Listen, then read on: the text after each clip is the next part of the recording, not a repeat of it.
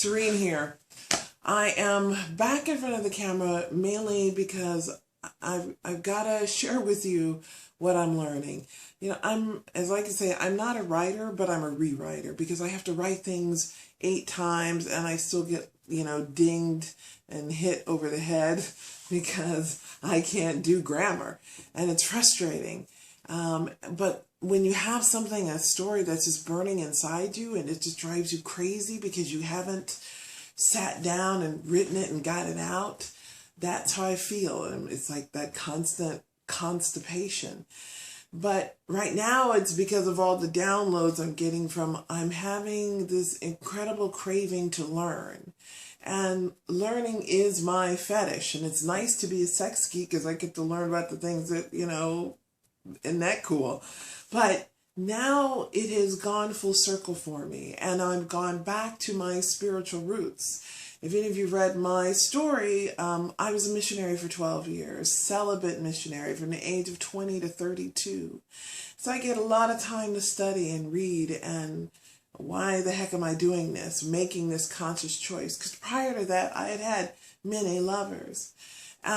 So in those 12 years, I got to study a lot about my faith and why, and became an intercessory prayer and got the gift of speaking in tongues and had really done a lot of research even prior to. I was a Catholic school kid and was raised in a good Catholic school that taught me about the history of religions, and I paid attention to monotheism and pantheism and why we needed to believe differently and why we were so separate in our thoughts and why that was such a struggle. And I remember getting in trouble as a kid when I asked the priest, it was Holy Communion time, and you're supposed to ask some serious questions. And I said, well, what if Adam and Eve hadn't eaten the apple?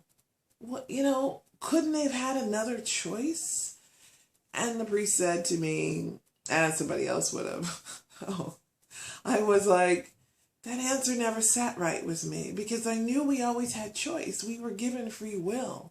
So if that's a gift, then we can make some other choices. And why I'm excited right now is because December 12th, 2012, Mayan calendar, done, right? Nothing blew up except, a couple gas stoves in the winter or something. But it was a shifting of, us moving around the ball of the galaxy that we're in, that we understand as third dimensional human beings. And what we've come to understand is that, it's this time. It's that time of the year for this to happen. And it's that 26,000 year time of the clock that's happened that the Mayans said, December 12th, hey, clock changes. We get a new clock. We're on a new time and we're on the upswing again. And we've gone from that negative pulling down where we are literally killing ourselves and devising ways to kill ourselves even more and stuck in that negativity and that darkness and that holds us and battle continuously over religious battles, over battles we don't understand, over battles that make no sense. And yet we're still doing it. People after people, we're like, what is wrong with us as a human race? But now it's starting to shift. And the good news is we're alive to experience it because we can see the new positive mode. I moved out to California to understand what they were doing out here, what they understood differently than I did living in El Paso, Texas. I was the guns and butter story. I was raised with guns. We had to fight for our survival. I was that kind of a kid. So now it's like, wait, there's another choice. There's always another choice. It's not black or white. There's a whole lot of other colors to choose from. There is polarity, so there is negative and positive. We understand that.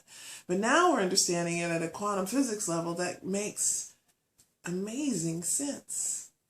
And what I've seen in cartoons, one in particular called Spirit Science, please look that one up. And get to the long one called The History of the World, which is an hour long. But it's Like we've all been in amnesiacs. Or I kind of say we're kind of the idiot savants because since we're only using 3% of our brain, I'm like, well, wait, but we're built with all of this that we're not using. And it's not just the brain is up here, but it's here and it's here. It's where the chakras are. Every little thing we got in this works like a machine. We're like well built. And so now we're at a place where we're awake again. We're starting to wonder. We're starting to look twice at things and go, well, wait a minute. That don't make sense. We've been doing it so long for so wrong that we're tired and we want a better answer. We need a better answer. And as I hear the Tedites call out, we got to solve some big problems. And it's time. We can't afford to get any darker. It's got to get better. And the good news is we hit the dark spot. It is going to get better. We are on the way up.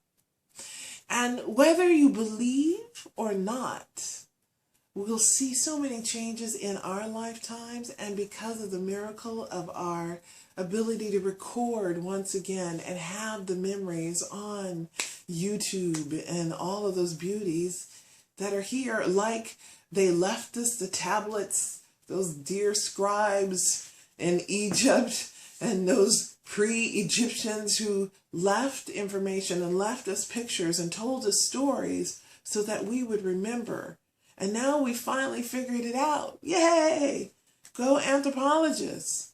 And the story makes sense. They piece the story together. There's a big design that we've missed. The big design that people like you and me, gods and goddesses, have made. And the beautiful part, it's the Christ consciousness that led the way.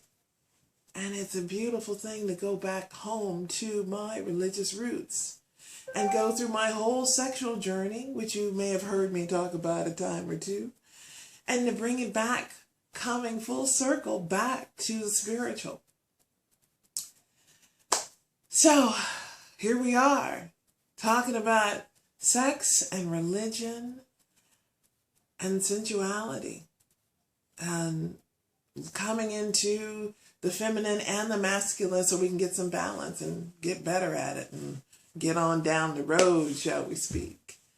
So we've got a little thing we're going to get started called goddessuniversity.org.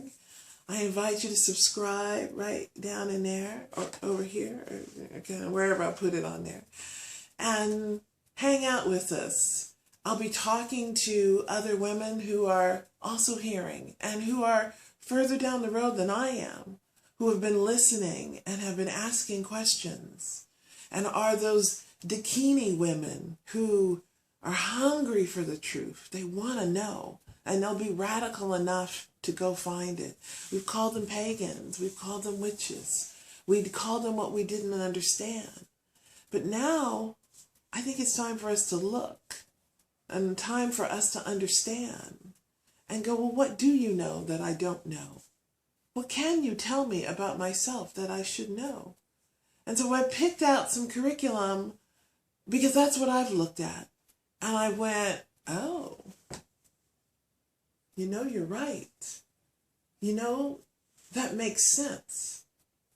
So I invite you to join us as we talk. We're going to be filming in spaces like this. This is my studio in Beverly Hills where I have teas and other goddess temples that have been made available to us. And I'll be talking to other women, and I invite you to join us. I'll do circles and invite the circle to come together. Because, you know, as the feminine, as we talk, we learn. As the word comes forth, we understand it and it makes sense. And we can weave it together. And we can build the quilt of knowledge together. So come build with me. Come share with me. Come in this think tank where we learn, relearn our history as the feminine, as goddess. Because all we are is conscious and then what we create through word. As the Bible says, Genesis 1, that first chapter, in the beginning it was null and void. And then there was the word, because that is what consciousness decided to do. It was a pretty cool plan. And a whole lot of people got involved. So let's go discover. Come on. It's a free site. Donate if you can. Even though, I'm scaring folks out there. PayPal kicked me to the curb, and WePay is looking at me funny because they're going, we don't understand. But it's a new time. We'll make a way. There's always another option. Join me. Bye.